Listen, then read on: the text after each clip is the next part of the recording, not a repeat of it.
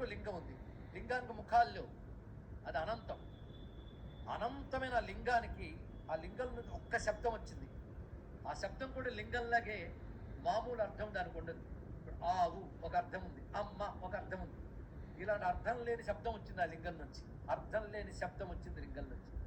కానీ అర్థం లేని అనకూడదు, అంత తేలిగ్గా అర్థం కాని అంటే సరిపోతుంది. ఇక్కడ ఆ శబ్దం ఏంటో తెలుసా? ఓం. అది ఏర్పడింది ఇక్కడ. ఆ లింగం శబ్దం ఏమిటి? ఓం. అది శబ్దలింగం అంటారు. ఓంకారాన్ని శబ్దలింగం అంటారు. ఇక్కడ ఎలాగైతే ఈ లింగం అన్నిటికీ ఆధారమైందో ఓంకారం అన్న అక్షరానికి ఆధారమైంది. ఆ ఓంకారంలో ఎన్ని భాగాలు ఉంటాయో తెలుసా?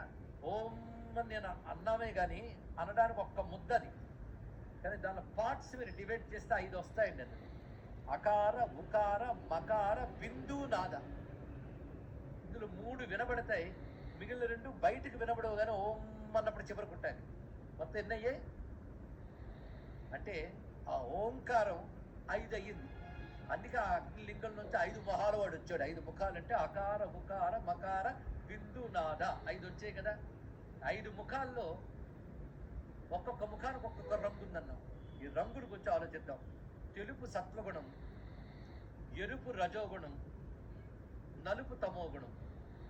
సత్వ రజస్తమో గుణాలు మీ అందరికీ తెలిసినవే.